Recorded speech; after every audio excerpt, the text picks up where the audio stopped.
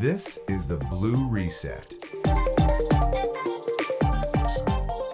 Olá, eu sou Danilo Santos e esse é o The Blue Reset, o podcast quinzenal da Desk Manager. E aqui a gente fala sobre inovação, eficiência operacional e, é claro, a gente não pode deixar de falar sobre inteligência artificial. E hoje é um tema muito bacana, pessoal. Como escalar com controle e qual que é o papel do CIO nas empresas orquestrando toda essa escala. Então, hoje eu trouxe um convidado muito bacana aqui. Eu vou falar com o Alexandro Ribeiro, mais conhecido como Alex. Fala, Alex, tudo bem? Belezinha? Danilo. Joinha? Tudo Pô, jóia? bom demais ter você aqui, cara. Bacana. Vai ser um papo bem bacana, pessoal. É uma dificuldade do momento, é o que a gente vem vivendo. A escala, né? Essa dor do crescimento. Alex, mas antes da gente começar, fala um pouquinho quem é o Alex, o tempo que você tem de experiência, os caminhos que você já traçou, qual o mercado que você já pôde, enfim, agregar valor, por favor.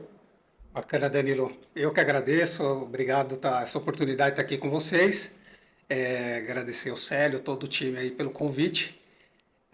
Falar sobre TI acho que tá em alta, né? E ao longo da minha vida aqui, da minha experiência, trago aqui alguma bagagem de varejo. O varejo é um ser muito dinâmico, né? Um organismo vivo que a gente chama. Então, eu tenho mais de 22 anos aqui de experiência, cuidando de tecnologia no varejo. Passei por várias empresas, lojas populares, centros comerciais, fast food também. Toquei uma operação de uma franquia do Burger King. Então, conheci o varejo nos extremos aqui e também passei por varejo de luxo. Então, saí de um varejo de segmentação de muito volume, né? De ticket de 20, 30 checkouts, para operações agora que o ticket é mais alto e menos volumetria também em termos de clientes. Ambos são complexos, são universos distintos, né? E tem a sua pluralidade ali também em termos de ecossistema, né? Então, dentro de um ecossistema do varejo de baixa renda, você tem um ecossistema menor. Quando você vai para um ecossistema de luxo, de e-commerce, ele é muito mais complexo. Então, estamos aí para bater esse papo aí, trazer um pouco da experiência vivida aí para o pessoal. Pô, muito bacana. E aí já me remete até aqui uma colocação. A dor do crescimento, né? Que acaba que você cresce nessa escala maluca, a velocidade, e às vezes a gente não percebe, mas acaba matando a margem. Então, você concorda um pouco que o papel do CIO hoje não é orquestrar só máquinas, ou processos, ou orquestrar fluxos, né? Então, a gente tem esse desafio também, até a gente estava comentando nos bastidores aqui, dessa ideia da inteligência artificial, mas também das pessoas. Faz sentido para você? Total, né? Eu acho que a gente tá no momento que precisa ser muito revista a questão da arquitetura, né? E por ambos os vieses aqui, né? Ela tem uma consequência de caos logo ali na frente, entendeu? A conta ela chega, né? Você vender mais de repente é o desafio, mas é sustentar mais. Eu acho que mais do que vender é sustentar essa operação. E tem uma questão de arquitetura aqui que é crucial. Então, assim, muita gente crescendo de forma desordenada e aí isso aí não se sustenta, né? Então, você começa a fazer um processo e aí você trava no Black Friday, você trava numa sazonalidade, num momento de pico. É o teu time fazendo uma campanha, liberando ali a partir da meia-noite, outlet, e aí quando você vai ver o sistema não está pronto, está travado, página fora do ar. Então, tá mais a ver com arquitetura do que pensar em vender mais. Assim, a gente anda muito junto hoje com a estratégia do negócio. Então, e isso traz a questão que você trouxe de custo, né? Então, hoje não é só fazer uma ação, quanto o custo por trás da infraestrutura disso que vai pesar também ali na consequência da ação. Então, não é só mais o quanto vai vender, o quanto isso também custa. E essa conta cabe ao CIO aqui, tá alinhada, né? Ou seja, o papel do CIO de fato é ser o orquestrador. Deixar a TI ali de lado não dá mais, a TI é core. Para você é isso. Hoje a gente tem TI como core, não tem mais como, é o que você falou. Todas as etapas a gente tem que ter o TI negócio, né? TI ele deixou de ser operacional, né? Ele deixou de ser reativo e hoje ele tem que estar na mesa do board ali junto, discutindo estratégia, discutindo o futuro da companhia. Não existe um plano de tecnologia sem ter um plano bem desenhado da companhia também e alinhado a ele. Acho que é um plano estratégico da empresa alinhado com a tecnologia. Então, por mais que a gente é ferramental, a gente tem a parte de suporte, a gente também ajuda a construir essa estratégia. Porque para vender mais você precisa ter essa infraestrutura para suportar isso daqui. Uma coisa é suportar um crescimento de 5%. Uma coisa é a gente crescer 10% e aí fala, pô, você falou 5% e a gente cresceu 10, 15%. Existe uma questão de escalabilidade também, né? Elasticidade e escalabilidade. A parte que é elástico, né, tá deixando um pouco de ser falado, porque ele tem uma limitação, né? Quando você fala em um ambiente elástico, você tem uma limitação. Agora, quando você fala em escalar, isso sim você consegue ser mais, se aproximar da expectativa, de repente, ali da área, né? Ou seja, a gente passa de fato a ser core, tá lá no estratégico, deixa de ser suporte e vira o maestro da escala, é o que você falou, tomar a decisão para que essa escala venha com saúde, né? Seria mais ou menos isso que você falou. Mas no final do dia tem o impacto no EBITDA, né? Também nos bastidores você comentou sobre isso, né? Essa dificuldade que a gente tem de ter a escala e o TI fazendo parte ali do EBITDA, correto? Exato. Assim, a gente falar em escalar hoje, né, o ambiente, a gente hoje tem tecnologias, né, tem as Big Techs aí com infinidade de parque de máquinas para a gente poder fazer, escalar isso daqui. Mas por trás da escalação ela tem um custo, né? Sim. Então, assim, o quanto isso vai te custar, foi o melhor desenho, foi a melhor arquitetura, então, assim, crescer é fácil, sustentar isso é o mais difícil, né? E aí é na conversa que a gente, junto com o time, vai debater, pô, a gente fez uma ação para crescer 5% e a margem de tudo isso aqui para orquestrar, para fazer isso daqui custou 3%. Então a gente é decisivo também no ponto de assim, vamos sentar e definir a melhor estratégia, Sim. a melhor arquitetura para que isso se sustente no longo prazo. Fazer ações de curto prazo, você vai se deparar com caos na sequência, Sim. né? Não é aquele famoso bolo de galinha, né? Vem, pum, entrega, daqui a pouco o negócio tá morto, né? Exato. E não se sustenta. Exato. E aí, pegando um pouquinho do que você estava falando, remete à ideia de end-to-end ou ponta a ponta. E como é que o papel do CIO como orquestrador consegue diminuir os silos entre as áreas? Porque, de novo, para mim, aí, falando de varejo, né? Ele só tem 22 anos de varejo aqui, né, pessoal? Então, assim, olhando um pouquinho numa visão mais macro da empresa e sim da organização, como é que o CIO consegue ajudar para diminuir esses silos entre as áreas?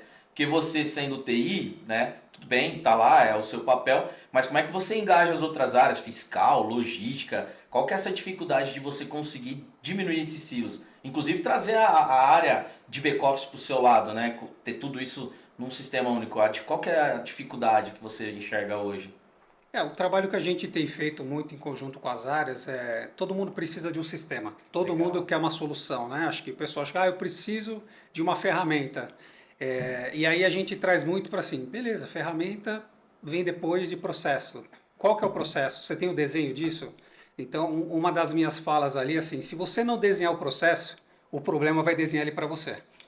E aí, isso vai ser totalmente, vai travar o teu processo. Então, toda aquela pressa que você estava, toda aquela agilidade de querer a ferramenta, ela vai se perder no meio do caminho. Então, eu acho que processo é o primeiro ponto, tá? Processo ele não engessa e ele não deixa de trazer agilidade, ele agiliza, porque a pessoa que desenha o processo, ele tem o conhecimento daquilo, ele é o ownership, ele é o proprietário daquilo ali, e na hora que ele coloca no papel, ele traz uma clareza para a área de TI, ser o business partner dele no desenvolvimento daquilo. Então, a minha fala com o time para diminuir isso, assim, o pessoal vai fazer um silo, ou ele vai tratar isso daqui, se ele se sentir sozinho.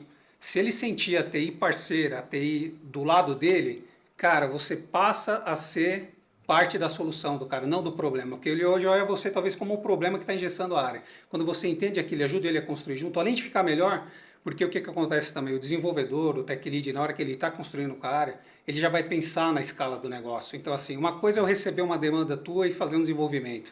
E aí eu não entendendo o teu negócio, eu não vou fazer ele dentro de uma arquitetura que eu consiga escalar. Então, isso tem totalmente fit, assim, são pessoas se conectando, conversando, alinhando, para que a gente consiga entregar o melhor resultado e dentro desse desenvolvimento, pô, eu preparei isso para escalar dessa forma. Eu não tenho que quebrar todo o desenvolvimento, toda a fonte que foi construída. Não, concordo 100%. E tem uma coisa legal que você pegou, e aí já me remete a uma outra questão, que você falou de agilidade, e aí também com governança. Hoje, como é que a gente consegue fazer isso sem travar o processo? Você comentou exatamente isso. Governança, falando de governança, aí você pode ir para GRC ou não, ou fazer algo mais simples, falar de controles, mas de agilidade, você matou aqui. Como é que ser ágil não é só ser veloz, né? Tem que ter Exato. outras características. Como é que você vê esse mercado e até, não sei se você quiser falar um pouquinho, de IA, né? Governança e agilidade para não burocratizar muito esse processo. A palavra governança, ela assusta um pouco, né? A palavra governança de IA agora, né? Que já tem outra questão, GRC. palavra governança ela tem um peso que ela traz, ela carrega uma burocracia muito grande e é difícil, né? Porque a governança ela visa preservar, né? Ela quer te dar segurança no momento de incidente, ela não quer deixar não acontecer. É que assim, os problemas eles acontecem, a gente não tem como controlar isso. Mas a governança é justamente trazer caminhos que, se acontecer esse incidente, como que a gente vai proceder? Quem a gente deve comunicar? No caso de vazamento de dados, LGPD, comunicar NPD, cadê o DPO? Tem que ser a primeira pessoa a ser informada, mesmo que não teve vazamento, foi um vazamento interno ou foi uma questão de alguma movimentação de Sim. dados, né? Então, assim, toda essa questão é desmitificar, acho que um pouco essa questão da governança. Governança não é burocracia, acho que é uma fala muito importante, né? Lá o jurídico era super par nosso no desenvolvimento das governanças, mas trazendo isso num tom, numa linguagem, criamos vários comitês de privacidade, para trazer isso, pessoal, assim, a gente está aqui para achar uma solução. E caso tiver um problema que ele vai ter, dentro dessa governança, dentro dessa política, como que a gente vai agir, entendeu? E na IA da mesma forma, né? Então, o proibir, né? Governança de IA remete a gente a proibir o uso da IA. E não é isso, né? Na verdade, a gente quer que as pessoas utilizem, mas sabendo o que tem que colocar. Pô, eu não vou colocar um dado de um cliente, eu não vou colocar meu dado de cartão de crédito. É ter essa segurança de que assim, a hora que você colocar isso daqui no modelo público, ele vai vazar. É Entendeu? dosar, né? Saber dosar o que você vai levar para Exatamente, fora. é Né? meio que o remédio e o veneno, né? A dose, né? Gostei. Então, se você não dosar isso daqui, então é trazer as pessoas para desenhar junto. Eu falei do desenho, né? Do desenho do problema. Se você não desenhar ele bem, desenhar junto com os times, entendendo a necessidade de cada área, cara, depois você vai resolver um problema maior. Então, eu acho que passa por isso, essa questão da governança. Eu acho que é não vender ela como uma burocracia, mas sim como um assistente em caso de algum problema. E na agilidade, eu acho que é isso, assim, uma fala que eu vi da OMWeb, se eu não me engano, foi muito nessa linha, né, assim, direção é melhor que velocidade. Agilidade, acho que é isso, sinônimo de agilidade para o mundo de projetos, para o mundo de tecnologia, está muito mais voltado a você ter uma direção, ter uma clareza daquilo que você precisa, entendeu? Então, assim, pô, eu não estou seguro, vou deixar bem claro. De repente, eu não vou ser a pessoa que vai ser a que vai travar esse processo aqui, mas eu quero deixar bem claro o ponto de onde eu não concordo e aonde a gente pode ter problema. Então, acho que esse é o papel do CIO moderno nessa questão. Não é travar, mas eu acho que é ele trazer todos os pontos ali e deixar bem claro o posicionamento dele. Que é um pouco do que eu te falei, né? A gente vai até para um GRC da vida, que é qual que é o risco que eu quero correr. Mas você tendo um mapeamento de risco, pelo menos já tá lá, né? Ó, mapeamos o risco, a gente não fez esse investimento, mas está aqui. Eu acredito que é muito isso hoje, né? Hoje a gente tem que ter tudo ali tranquilo. Alex, posso te chamar de Alex, né? À vontade. Só me chama de Alex. Vamos lá, brincadeira aqui. Falando um pouquinho do caos, né? Qual que é o custo, quanto isso custa para as empresas não ter essa visão que você está falando aqui agora? E pegando um pouco do gancho, você tem alguma história bacana, eu brinco, né? Ou algum amigo sobre não ter esse controle, não ter essa questão muito clara para a empresa no dia a dia e que trouxe algum prejuízo, algum projeto que acabou não vingando, ou demorou, postergou, sei lá, go live, por conta dessa falta de gestão, né? De você ver aí tudo isso que você comentou agora. Você tem alguma história para contar para gente? Tem bastante história, né? A gente só tem cases de sucesso porque a gente passou por alguns desafios, né? Eu acho que no momento que você é desafiado ali, que você tem algumas adversidades, você fica mais resiliente e automaticamente você fica mais cuidadoso em relação a questões futuras, tá? O preço do caos, né? Como você trouxe aqui no começo, né? O preço do caos ele é um pouco intangível, né? Agora o preço de uma arquitetura, de uma estrutura, de uma competência, de você trazer o time com o skill correto, isso tem preço. Talvez a empresa ache que é caro, né? Mas acho que o grande preço do caos ele às vezes ser intangível.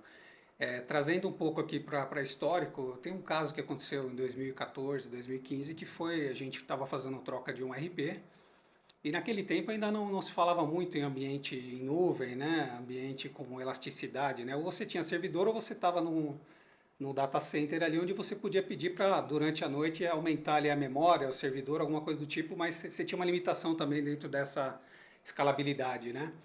E só que a gente estava num ambiente on-premise e na troca de RP a empresa que estava fazendo isso aqui meio que ela negligenciou o nosso negócio, né? Ela trouxe que teria condições de atender, que aquilo era fácil, e aí na hora que a gente virou, começou a colocar dados dentro do sistema, o servidor não suportou. Então, uma importação que era para ocorrer durante a noite de vendas, ela começou a estender durante o dia. Era o mês de dezembro, isso foi caótico, né? Então, cheguei para o board e falei, ó, houve um erro de cálculo aqui de projeto, de processamento dessas vendas, o fornecedor subestimou o nosso volume, aquele negócio, treino é treino, jogo é jogo. E você não vai ter a venda em tempo real, você vai ter que... E naquele tempo ele já não tinha muitas informações, já não tinha um estoque muito... o que ele tinha ali era o ranking vendidos no dia seguinte e basicamente tinha ali um estoque muito falho ali, né? Ele se baseava pelos produtos mais recentes.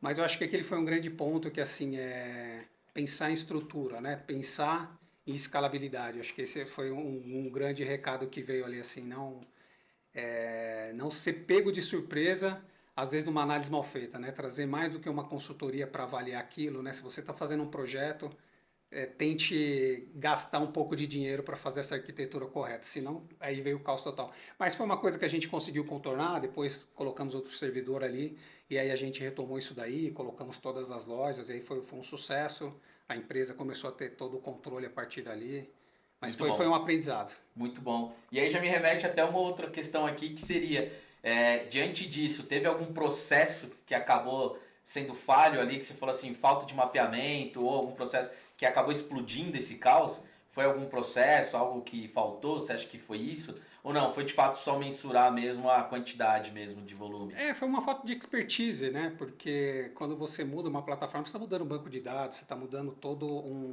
um ecossistema envolvido ali que para a gente que estava contratando era novidade, mas para a empresa que estava fornecendo ali, ela deveria falar, ó, para rodar isso daqui a gente precisa de no mínimo. Então, a gente tinha o pré-requisito que o sistema oferecia, mas na prática não suportou a operação, né? Então, acho Legal. que foi um erro compartilhado, logicamente, né? Se eu permitir isso daqui, eu estava envolvido, mas a gente estava dentro do que era o padrão. E mesmo estando dentro do padrão do que a empresa colocou, a gente não, do Legal. requisito, estourou a Legal. capacidade.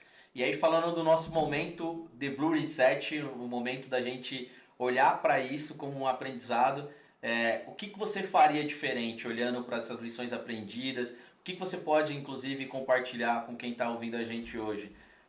Faltou algo, ou melhor, você aprendeu algo que assim, não, isso aqui eu nunca mais vou cometer, ou enfim, você tem alguma história aí para conectar com esse caso, inclusive? Eu acho que hoje eu faria diferente, logicamente, né? Hoje eu paralisaria, por exemplo, uma operação e aí deixaria trabalhando os dois sistemas, entendeu? Até para colocar, porque a gente fez num cenário isolado com vendas restritas e a gente estava chegando numa venda de final de ano. Então hoje eu faria diferente, logicamente, paralisaria os sistemas até ter segurança de que o sistema A está funcionando igual o B, então Mas você teria acredita que isso é mudança de cultura, ou é tecnologia, ou é entender mais os processos? Porque migração de RP, todo mundo passa por isso, né? exato. Aí entra um ponto, né? Acho que na migração de RP hoje tem a questão do que a gente fala do Clean Core. A maioria das empresas está indo nessa linha. Então, em vez, pô, tem um SAP aqui, eu vou fazer uma atualização dele, vou deixar ele o mais perto do padrão possível, do standard, e toda a customização eu tiro dele, porque aí eu não vou ter fricção nenhuma para atualizar para a versão S4HANA, para a nova versão que vai ter da reforma tributária. Então, assim, o que as empresas têm feito hoje é esse movimento. Então, eu tive um gargalo aqui também, muito decorrente disso no projeto recente, de integração entre sistemas, devido a isso. Então, antes de você migrar, é olhar o sistema legado que você está, entendeu? Porque existe um Shadow IT ali, existe uma coisa sem documentação, sem estrutura, que você vai ser surpreendido. Então, assim, se você não sabe o que você tem, cara, não se arrisque a querer colocar outra coisa para resolver esse problema, entendeu? Resolva esse problema primeiro, documente ele, para que você tenha dados dele e sabe ali onde você pode dar o passo. Então, o Boticário, grandes empresas têm feito esse movimento agora de fazer esse Client Core, que deixa o sistema nativo do jeito que ele foi feito para funcionar, customiza o que você quer fora daqui, porque aí você não vai ter, o teu custo reduz drasticamente, porque você não precisa ficar ali com tantos consultor caro, Proteus, TOTUS do mercado ali mexendo nisso daqui, você vai ter certeza que o que você desenvolveu aqui está dentro de uma esteira, com documentação, e aí eu acho que é a evolução do E aí, negócio. fazendo a pergunta-chave, no dia um, então, esse seria a sua atitude perante aos próximos desafios que você vai ter, ou como conselho para quem está numa migração de RP ou vai começar? Seria essa, então? Cara, total, mapeamento, levantamento, não negligencie esse processo. O mapeamento ele é tão importante quanto a migração, quanto a atualização do sistema, a implantação de novo sistema. Saber o que você tem, o que você tem construído ali, o que foi desenvolvido e aonde você pode ter algum ponto de intersecção com a área que vai impactar é crucial. Esse é o Legal, raciocínio. legal. E aí falando um pouquinho dessas estratégias de controle, como que você acredita que uma ferramenta pode te ajudar a trazer todo esse controle? Porque você precisa colocar isso em algum lugar, né? Você precisa documentar tudo isso em algum lugar, né? Como que um CIO vê hoje uma ferramenta tendo o controle de tudo isso, fazendo a gestão de todas essas questões? E aí falando inclusive de migração de RP, você tem gestão de mudança, tem gestão de problema. Acredito que lá nesse movimento que você teve, né? Qual que é o grande lance de fazer esse controle? Porque aí você tem dados para mensurar, né? Sim, antigamente você não tinha muitas ferramentas, tinha ferramentas restritas, logicamente, né? Mas como você está falando de sistema legado, ele sempre é caro e ele sempre depende de um assessment de uma empresa que tenha conhecimento daquilo ali, né? Sim. Hoje a gente já está falando numa nova era, né? Hoje a gente tem IAs aqui que você pluga dentro da tua plataforma, faz todo o mapeamento do teu sistema legado, traz tudo o que tem de documentação, o que foi documentado naquela linha do fonte. Então você começa a ter uma visibilidade maior hoje de documentar o sistema legado. Isso não vai, logicamente, mitigar possíveis problemas, mas de certa forma já te dá agilidade de consertar o negócio ali mais rápido. É você ir direto ali, pô, é nesse ponto que o fonte negligenciou, ou é nessa interseção que ele tem com a área de, de estoque, de WMS, ou da operação de supply. Então você já consegue mapear a cadeia também, de entender os pontos críticos ali e resolver rapidamente. Uma coisa bem legal, pegando o gancho que você comentou, a gente que fez um projeto de SAP, onde a gente pega o código-fonte com a inteligência artificial, lê esse código-fonte, pega o código dele e consegue criar uma base de conhecimento. E aí, se for um sistema de RH, manutenção predial, financeira, etc., a gente consegue disponibilizar. Isso que você falou na hora que me conectou. Eu falei, caramba, é isso mesmo. Então hoje a gente tem bastante soluções onde a gente tem IA, tem condições de colocar todo esse processo Exato. conectado, né? E como que você enxerga a IA nessa escala para ajudar? Fazer controle, trazer essa questão de conexão entre as áreas, ter tudo centralizado em plataformas. Como é que você vê a IA ajudando na escala? Nos bastidores ali a gente acabou de comentar, né, um pouquinho sobre inteligência artificial.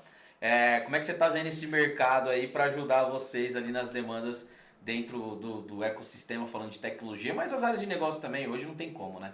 A gente já deixou de ser IA para a área de TI, né? Como é que você está enxergando tudo isso?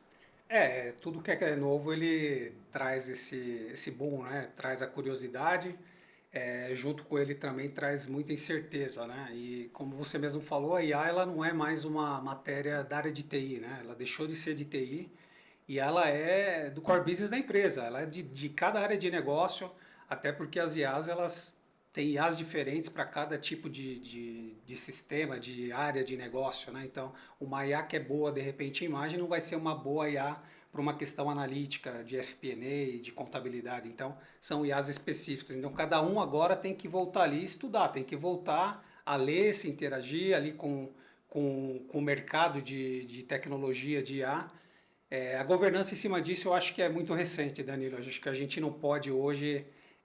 Esse é um tema que ele está em alta e todos os fóruns que a gente vai fala assim, falar em governança de IA ainda é um mito. Por quê? Porque a gente não tem nem legislação hoje para poder cercear muito a questão. Então a governança é um negócio nosso. Então a gente tem que ter controle dos nossos dados. Eu acho que falar em governança governe os teus dados. Nele Legal. você pode ter. Eu acho que a gente pode trabalhar dados para ter a anonimização dele em relação ao LGPD, a gente pode ocultar de quem não deve ter acesso. Eu acho que entra muito mais numa gestão aqui de credenciais e de acessos do que a gente... Governança de ela vai se desenhar, tá? E é super importante e ela vai trazer ainda, está trazendo muito lucro para as empresas, mas talvez traga alguns prejuízos, tá? Mas eu acho que está dentro da conta de algumas empresas. É isso, não dá para pensar em negócio sem IA hoje, acho que esse é o Legal. recado. E você é do time que IA vai roubar emprego ou você é do time que dá para escalar com o IA sem mexer no time? Qual que é a ideia que você tá mais pro lado de vai derrubar o pessoal e ter que se reinventar? Ou não, a gente consegue ganhar escala com o mesmo time, com o IA, como um copiloto? Qual que é a sua opinião aí? Hoje um analista júnior com IA, ele chega a ser um analista pleno, um analista sênior. Então, assim, eu divido um pouco pessoas que não estão trabalhando seus reskilling, né? As pessoas que não estão se reinventando com o IA, essas vão ficar fora do mercado. Não tem como, entendeu? É uma consequência natural do que a gente está vendo aqui. Então, assim, eu acredito em pessoas que estão se reorganizando, estão colocando isso no seu dia a dia, entendendo como a inteligência artificial pode ajudar. É copiloto, ela ajuda muito, entendeu? Então, substituir, eu acho que é uma palavra muito forte. Não substitui o ser humano, mas eu acho que ela é um grande copiloto aqui para te ajudar nas decisões, acelerar os negócios. Isso a gente já tem visto, eu uso muito no meu dia a dia, instalei o OpenClaw lá também, tô trabalhando ali, me surpreendendo com as respostas, já criei alguns agentes ali para me ajudar numa nova etapa aqui também, de alguns projetos, então eu acho que a gente não pode fechar o olho para isso. A pessoa que fechar o olho para a inteligência artificial, realmente ela vai ficar em outros segmentos que não seja ligado à tecnologia. Pô, bacana, gostei demais do que você falou. E assim, é um pensamento que eu também tenho. Nem para um, nem para outro, esse negócio de vai me roubar um emprego. Não. Alguns empregos, algumas profissões, eu acredito que algumas ações ali, papéis, responsabilidades, vai mudar um pouquinho com o IA. Mas se você souber usar como copiloto, você vai muito além. E aí, trazendo um ponto aqui pra gente. O papo tá muito bacana, viu? A gente já tá indo pro final, tá vendo? É bem tranquilo. Falando de data driven, data driving, cultura de dados com IA, enfim. Como que você enxerga essa ideia do papel do CIO em documentação dessa coleta de dados? Ou essa questão dos indicadores, cada vez mais, bota no agente de IA lá que ele vai te dar os insights. E essa proteção, para a gente colocar esse cara no chão. Porque eu falo da questão de dados, ele vai direcionar o futuro. Mas qual é o papel do CIO de gerenciar tudo isso? Documentação, a parte de acessos, quem vai ter acesso aonde, indicadores, KPIs, OKRs, tem uma porrada de coisa. Como é que você está vendo esse mercado acelerado aí do novo data driving aí com inteligência artificial? Eu acho que o grande ponto aqui é eliminar os silos, tá? Eu acho que esse é o maior ofensor hoje de toda empresa, né? Então, você tem que mapear e esgotar isso, drenar isso ao ponto de você poder ter tudo isso centralizado. Uma vez isso centralizado, você elimina áreas estarem com números divergentes, né? Cada um está trabalhando numa direção, então o dado está aqui, o número é esse, cada área vai trabalhar alinhado com aquilo. Dentro disso, automaticamente você vai ter a questão da governança que a gente conversou aqui. Então não adianta o dado está na mão da pessoa, entendeu? Então você querer restringir o dado, eu acho que é dar o acesso correto a quem é de direito ali, o que precisa. Então é o dado mínimo necessário quando a gente fala em segurança, cibersegurança, é dar o acesso mínimo necessário para que a pessoa precisa trabalhar, entendeu? Exato. E aquilo que você quer realmente testar, então, a gente tem um CRM que a gente implantou recentemente. Mas eu tenho todo o dado meu aqui no Databricks, aqui no meu Lakehouse, e eu quero testar isso com uma outra inteligência artificial para ver se ele me dá um insight diferente. O que eu posso estar fazendo para esse cliente, para esse público? E aí entra muito a questão, eu posso colocar esse dado lá? Posso, desde que ele esteja anonimizado, pseudonimizado para que eu possa preservar, inclusive, ali o produto que eu estou vendendo, eu posso jogar numa inteligência. E aí eu vou poder fazer esse comparativo. E o time acelera muito, entendeu? Pô, precisava de uma semana para poder tratar esse dado, baixar ele. Cara, você vai ali agora no Databricks com a tecnologia que a gente tem e outros Lakehouse que tem aí, e você consegue hoje rapidamente extrair essa informação. E aí, questão de dados, né? Não existe IA sem dados. Concordo, eu acho que é uma verdade. Mas hoje a IA ajuda você a montar os dados, né? Então a IA hoje você pluga ela, você consegue, tem uma informação, a gente está numa evolução agora do MCP, né? Que é um barramento ali, USB universal que todo mundo vai plugar. Mas até para você chegar no MCP, você precisa ter uma API, você precisa ter um mínimo de documentação. Então o pessoal está falando de ferramentas que as Big Techs estão usando e que a gente quer justamente entrar nesse fluxo também de as nossas soluções terem MCP, porque vai facilitar a linguagem natural para a gente poder conectar e não precisa ser técnico para poder tratar na linguagem natural. Mas um ponto de dados aqui, aproveitando a deixa, Danilo, é que assim, o pessoal fala que dados são o novo ouro, né? Mas o que eu tenho visto também é o quantas empresas têm dedicado do budget para tratar isso, para cuidar disso, entendeu? Então, a multa da LGPD ela é caríssima, entendeu? De 50 milhões, entendeu? Então, assim, viabiliza qualquer negócio. Então, assim, o dado é um negócio muito importante e que é muito negligenciado pelas empresas. Então, qual que é a minha dica aqui como CIO para os meus amigos, para todos os profissionais, assim? Leve isso para o board, entendeu? A gente precisa colocar grana para cuidar dos dados. entendeu? A governança de IA talvez você vai falhar, mas o teu dado você tem que ser criterioso, você tem que ser duro com ele ali de ter uma proteção, de estar num ambiente seguro, com ferramentas adequadas, ter um time competente. Eu acho que esse é o grande ponto quando a gente fala de data-driven, né? A IA vai acelerar muito essa questão de data-driven, né? Antigamente você tinha que ter uma boa base, hoje, com alguns insights ali, ele já consegue juntar isso daqui e te dar informações, né? Te dar várias opções. Mas precisa do validador. Eu acho Sim. que um dos pontos que você colocou aqui, a IA vai roubar o emprego das pessoas, tem reportagens dizendo que a IA está deixando as pessoas um pouco menos pensativas, um pouco fazendo menos. Preguiçosas, né? A Exato. palavra que eles usam, né? Então, por que isso? Você vai pedir um papel ali para 3 analistas, de repente eles vão na mesma inteligência artificial, com o mesmo prompt, e vai te trazer o mesmo resultado e sem avaliar a profundidade daquilo. Então, talvez as respostas comecem a vir um pouco rasa ou sem link com o negócio real, entendeu? Pô, isso aqui é inteligência, mas o meu negócio é outra realidade. Você não testou essas variáveis, essas nuances, então eu acho que as pessoas, a IA é copiloto, assim, você tem que tomar a direção do negócio, não deixar estudar, olhar o negócio com a visão holística, 360, eu acho que esse é o diferencial. Nossa, muito top. E assim, ó, eu vou pegar um gancho extra aqui. Você comentou sobre multa, né? Você comentou sobre a questão da inovação. Você acredita que essa multa, esse impacto que você tem ali, ele acaba gerando um certo atraso ou uma trava na inovação? Porque a gente não pode errar. Teoricamente é mais ou menos isso que estão dizendo. Você acha que acaba atrapalhando um pouco a inovação? Ou não? Você acredita que tem que ter mesmo para a gente tomar esse cuidado, fazer o triple check, double check? Cara, assim, inovar faz parte do processo, né, cara? Inovar é diário, né? Você tem que se Gostei. reinventar, você tem que olhar. Você tem que tomar cuidado com a experimentação, né? A inovação, ela tem que... não nasce de uma ideia. Uma ideia, ela tem que ter narrativa, ela tem que ter ali um contexto. Não é só, vou dar uma ideia, vou inovar. Então, assim, custa caro. Inovação não é uma coisa barata. Por quê? Porque você tem que deixar teu time trabalhando naquilo que está rentabilizando a operação, que está gerando resultado, e você tem que separar um percentual daquilo. A gente entrou numa discussão dessa ontem numa comunidade nossa, no Sítio Real, que assim, ele falou, cara, eu estou ganhando dinheiro, está dando super certo o meu negócio aqui, e eu não estou querendo inovar. Eu vejo muita gente falando de inovar, cara, mas para que eu vou inovar se está dando certo? Cara, o mercado ele age muito rápido, entendeu? E ele pune quem não se atualiza, quem É não está isso. olhando. Então, assim, cara, pegue 5% dos teus projetos, por mais que esteja tudo dando certo, 10%, começa a colocar nessa esteira.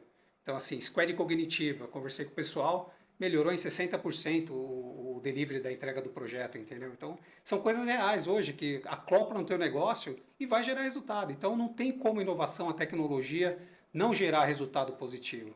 Tem um Nossa. custo, logicamente, mas eu acho que é mitigar e você escolher ali aonde você tem que, não pode deixar de inovar. Todo dia você tem que acordar e saber aonde você de repente pode deixar de ganhar pouco.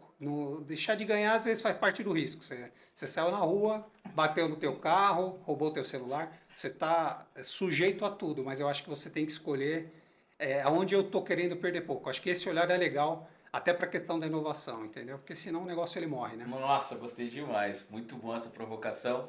Bom, Alex, chegamos no takeaway, aquela frase: o que é ser um CIO orquestrador? Você já deu vários insights, vários recados, mas fala pra mim, o que é ser um CIO orquestrador? Enfim, foi muito bacana estar aqui com você. Deixa essa frase pra gente, um takeaway, por favor. Eu sou músico, né? Eu toco um instrumento de sopro, uma tuba sinfônica, que eu aprendi de pequeno a tocar ali com o meu Bacana. irmão. Meu irmão e minha irmã, a gente gostava muito de música, a gente aprendeu a tocar. Então, quando falou de orquestração aqui, né, o que fica muito claro para mim, né, cara? É, as áreas são instrumentos, né?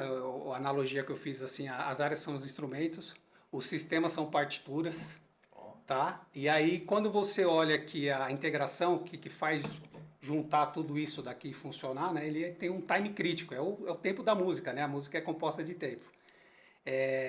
Isso aqui, desconexo, para mim ele não vai gerar uma música, vai gerar um ruído, né? Vai gerar um barulho, né? E aí entra o papel e tudo isso aqui bem alinhado, é matemática, né? Ali tem uma matemática por trás disso. quando tudo isso está bem alinhado, orquestrado, aí o regente, né, que é o CIO, aí a música sai legal, entendeu? Então, o CIO hoje é o regente de fazer toda esse alinhamento, né? É o instrumento, é o time certo da partitura ali, entendeu? Todo mundo treinar e olhar, revisitar, né? É isso, né? Uma apresentação às vezes dura questão de meia hora, uma hora. E o treino do pessoal durou uma semana, né? Então, eu acho que é isso, é revisitar o modelo sempre. Eu acho que o CIO tem que fazer essa provocação, ele tem que provocar o time, ele tem que treinar isso no dia a dia, testar a arquitetura dele. Eu acho que crescer é fácil, a arquitetura, mas é um custo que de repente a empresa não aguenta pagar e você tem que controlar a outra parte ali do OPEX ali que também é responsabilidade Sim. do CIO. Crescer, a infraestrutura é responsabilidade dele, mas conter esse custo, organizar isso, trazer a melhor opção para a empresa, trazer FinOps dentro da operação, também é responsabilidade dele. Então, eu acho que o CIO é esse cara hoje, é o regente aqui que tem que olhar a área, olhar sistemas, olhar integrações e cuidar disso daqui, observabilidade pura, né? Ele tem que estar atento e ficar com isso daqui mapeado. Gostei demais. CIO, orquestrador e maestro. O cara deu aula aqui, galerinha. Alex, muito obrigado. Foi muito bom ter você aqui. Um Prazer papo é meu. muito legal demais. Como que a gente encontra você nas redes sociais? Pessoal, segue lá o Alex, passa o seu LinkedIn, como é que você tá, Instagram, se você posta. Músico, pô, bacana demais. Fala pro pessoal como é que a gente te encontra, por favor.